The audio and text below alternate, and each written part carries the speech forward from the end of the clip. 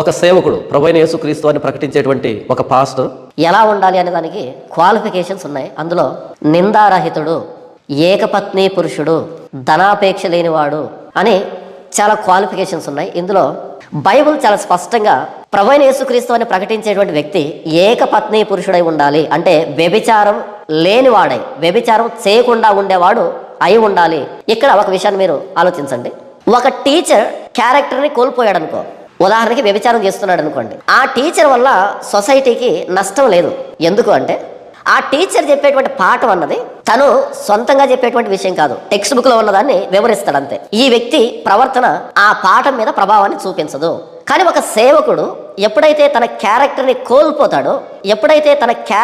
కోల్పోతాడో అప్పుడు ఆ వ్యక్తి వాక్యానికి న్యాయం చేయలేడు. ఈ వీడియో చూస్తే మీ అందరికీ నేను చెప్తున్న విషయం ఏంటంటే, ఎప్పుడైతే ఒక పాస్టర్ చెడిపోతాడో ఆ పాస్టర్ వాక్యాన్ని వక్రీకరిస్తాడు. గుర్తుపెట్టుకోండి, ఎప్పుడైతే ఒక పాస్టర్ చెడిపోతాడో అప్పుడు ఆ వ్యక్తి నోట వాక్యాన్ని వినకండి. ఎందుకంటే ఆ వ్యక్తి వ్యభిచారాన్ని, ధనాపేక్షను కప్పిపుచ్చుకోవడానికి వాక్యాన్ని వక్రీకరిస్తాడు, తన స్వకీయ నాశనానికి వక్రీకరిస్తాడు. తీతు పత్రికలో పాస్టర్కి ఉండాల్సిన లక్షణాలు ఇచ్చారు. 16 లక్షణాలు ఇచ్చారు. మనిషి బలహీనుడైనప్పుడు, నీతిమంతుడు కానప్పుడు ఈ లక్షణాలు ఎవరిలో ఉంటాయి? ఏ పాస్టర్ తిమోతి పత్రికలో లక్షణాలు కలిగి ఉంటాడు? Very good. ఆ లక్షణాలు లేనివాడు పాస్టర్ ఎలా అవుతాడు? అతనిని దేవుడు ఎలా అంగీకరిస్తాడు? మంచి ప్రశ్న. అక్కడ 16 లక్షణాలు ఉన్నాయి. తిమోతి పత్రికలో 16 లక్షణాలు ఉన్నాయి ఇలా ఉండాలని. ఎప్పుడు ఇచ్చాడు ఆ లక్షణాలని? దేనికి సంబంధించి ఇచ్చాడు? ఎవడైనాను అధ్యక్ష పదవిని ఆశించిన ఎడల, అంటే నేను అధ్యక్షుడిగా కావాలనుకున్నప్పుడు, పాస్టర్గా కావాలనుకున్నప్పుడు నాకు ఈ లక్షణాలు చూస్తారు, క్వాలిఫికేషన్ ఈ లక్షణాలు చూస్తారు. ఆ చుట్టుపక్కల మంచి సాక్ష్యం ఉందా లేదా, ఇవన్నీ చూసిన తర్వాత నేను పాస్టర్ అవుతాను. ఓకే, ఎందుకు? ఈ తీతు పత్రిక కానీ తిమోతి పత్రిక కానీ రాసినటువంటి నేపథ్యం ఏంటంటే, వాళ్ళు కంప్లీట్గా అన్ని జనుల ప్రాంతాల్లో వీళ్ళంతానే. వీళ్ళలోంచి ఒక పెద్దని నియమించాలి, ఒక నాయకుని నియమించాలి. ఆ నాయకుని నియమించాలి అంటే ఈ 16 లక్షణాలకి వ్యతిరేకమైన లక్షణాల్లో ఉన్నారు వీళ్ళంతానే. కానీ ఇప్పుడు వేసుకున్నాం కదా, మారి ఉండాలి, వాడు కొట్టేవాడు కాకుండా ఉంటేనే వీళ్ళు కొట్టకూడదా అని చెప్తాడు. ఇదేంటి? సెలక్షన్. ఇదేంటిది? సెలక్షన్. ఇది మీరు పోలీస్ సెలక్షన్ అనుకోండి. ఉదాహరణకి పోలీస్ సెలక్షన్లో ఫిట్నెస్ టెస్ట్ చూస్తారు. ఓకే, రన్నింగ్ ఎలా పరిగెడుతున్నాడు, జంపింగ్ ఎలా చేస్తున్నాడు, లాంగ్ జంప్, ఏంటంటో సెలెక్ట్ చేస్తారు. ఉద్యోగం వచ్చేసింది. వచ్చిన 1 సంవత్సరానికి అంతే స్పీడ్ పరిగెడతాడేమో చూడండి, అంతే హైట్ దూకుతాడేమో చూడండి. అప్పుడు ఇలా ఉంటాడు, మంచి 6 ప్యాక్ ఉంటుంది కదా. తర్వాత ఏమొస్తుంది? ఫ్యామిలీ ప్యాక్ వస్తుంది. ఇప్పుడు అర్జెంట్గా పీకేద్దామా? లే, సెలక్షన్ అప్పుడు చూస్తారు. తర్వాత నువ్వు దాన్ని మెయింటైన్ చేయాలి. సో నేను ఏమన్నానంటే, ఈ బైబిల్ ఏం చెప్తుందంటే, క్వాలిఫై అంటే ఆ రోజు తీసుకునేటప్పుడు, ఒక సంఘ పెద్ద నియమించేటప్పుడు ఈ లక్షణాలతో ఆ వ్యక్తి ఉండాలి. వచ్చాడు, ఈ వ్యక్తి బోధిస్తున్నాడు, అలాగే కొనసాగాలి. ఓకే, మధ్యలో పడిపోవాలని లేదు. అయితే పడిపోతారా? ఖచ్చితంగా పడతారు. ఇకపోతే ఒక విశ్వాసి పడేదానికి 10% ఛాన్సెస్ ఉన్నాయనుకో. 10%. ఒక పాస్ పడేదానికి 50% ఛాన్సెస్ ఉంటాయి. ఒక పాస్ పడేదానికి 50% ఛాన్సెస్ ఉంటాయి. నేను తప్ప ఇంకెవరు చెప్పరు దీన్ని. ఒకడు అధ్యక్ష పదవిని ఆశిస్తున్నాడు అంటే దొడ్డ పనిని అపేక్షిస్తున్నాడు అనమాట. నమ్మదగింది, దొడ్డ పని. అలా దొడ్డ పనిని అపేక్షించాడు అంటే అలాగే కొనసాగానే వెళ్తాం. మధ్యలో ఏదోటి ఎదురవుతుంది. చివరి దాకా రావాలి. క్రైస్తవ జీవితం అంటే ఏంటంటే పడకుండా ఉండడం కాదు, పడిన తర్వాత లేవడానికి ప్రయత్నం చేయడం. పడకుండా ఉండడం పాజిబిలిటీ లేదు. పడమని నేను చెప్పట్లేదు, బైబిల్ చెప్పట్లేదు. పడిన ప్రతిసారి లేవడం. నేను పొద్దునంతా మొత్తుకుంది అదే, పొద్దున చెప్పింది అదే. నీతిమంతులు లేడు, ఒకరు లేడు, ఉండరు, పాజిబుల్ లేదు. పర్ఫెక్ట్నెస్ అన్నది బోధకుల్లో కాదు, బోధకుల్లో కాదు పర్ఫెక్ట్నెస్, బోధలో. ఒక బోధకుడు పర్ఫెక్ట్ ఉన్నాడు అనుకో, ఇప్పుడు నేను నా గురించి చెప్పుకోవాలి, ఇక ఏసుకొని చూపించాల్సిన అక్కరే లేదు నాకు. నిందారహితుడు, నింద లేనివాడు. ఓకేనా? అది ఎప్పుడు? తీసుకునేటప్పుడు. మధ్యలో నిందలు పడతాయి. ధనాపేక్ష లేనివాడు. మధ్యలో ధనాపేక్ష రావచ్చు. ఓకేనా? దాన్ని సరి చేసుకోవాలి. ఇలా అతిథి ప్రియుడు, సజ్జన ప్రియుడు, లేకపోతే కుటుంబాన్ని బాగా పరిపాలించేవాడు. ఎంతమంది పాస్టర్లకి పిల్లలు చెప్పిన మాట వింటున్నారు? మనలో అనమాట. లిటరల్గా చెప్తాను, ఆ పిల్లలు నా మాట వినరు. ఒకడికి 12, ఒక ఆవిడికి 5 వినరు. ఎందుకని?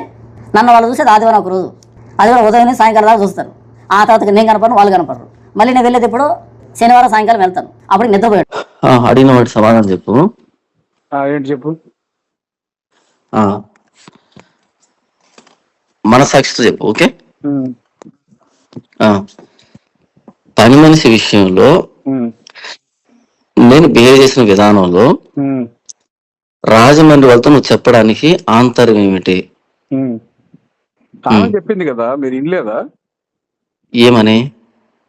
ఇది నా కూతురు విషయం బ్రదర్, నీకు ఇక్కడ కూతురు ఉన్నారు, ఏం ఇక్కడ జరిగింది నాకు ఆయన గురించి చెప్పు అన్నప్పుడు నేను కాదు. ఇది ఓన్లీ ఎలిగేషన్ మాత్రమే, అక్కడ ఏం జరిగిందో నాకు తెలియదక్క అని చెప్పాను. ఓకే, ఇప్పుడు వాళ్ళని వదిలిపెట్టే సీన్ లో నుంచి, ఎందుకంటే వాళ్ళు వచ్చి వాళ్ళకి ఈ ఇష్యూ సంబంధం లేదు, మీకు నాకు ఇష్యూ సంబంధం. ఓకే, మన జర్నీ అన్నది నీకు తెలుసు.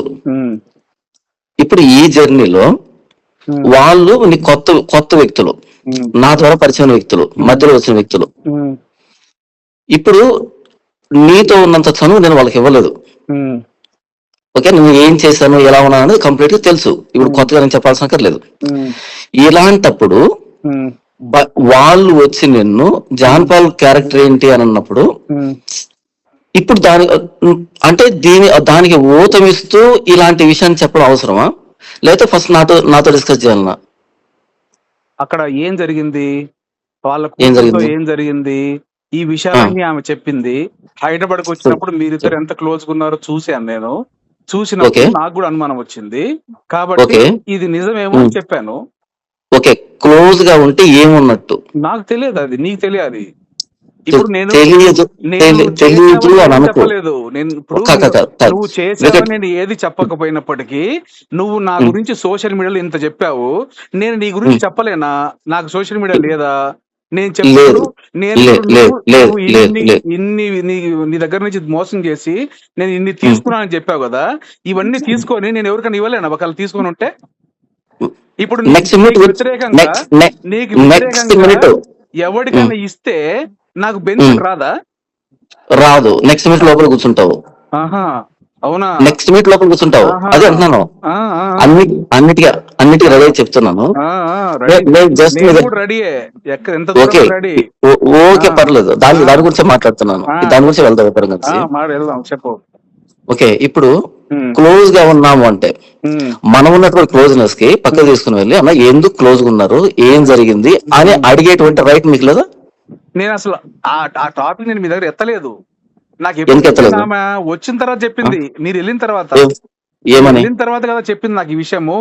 ఇట్లా హైదరాబాద్ వచ్చాను, మా అమ్మాయికి ఫోన్ చేసి వస్తున్నాడు, హోటల్ కి వచ్చినప్పుడు కూడా నాకు ఫోన్ చేయలేదు, మా అమ్మాయికి ఫోన్ చేశాడు. ఇవన్నీ చెప్పిన తర్వాత నేను మీ దగ్గరకు వచ్చాను, హైదరాబాద్ వచ్చాను. హైదరాబాద్ వస్తే ఎప్పుడు ఇవన్నీ అయిపోయిన తర్వాత ఎప్పుడు వచ్చావు హైదరాబాద్ కి? క్యూటీ చెప్పడం కదా, చేయలేదు కదా నువ్వు వచ్చింది, అదే కదా, అప్పుడే కదా ఇష్యూ. క్యూటీ చెప్పి చేసామా కాదు, చెయ్యడానికి వచ్చానా లేదా? మీ దగ్గరకు వచ్చానా లేదా? ఇష్యూ జరిగింది లేదు. అప్పుడు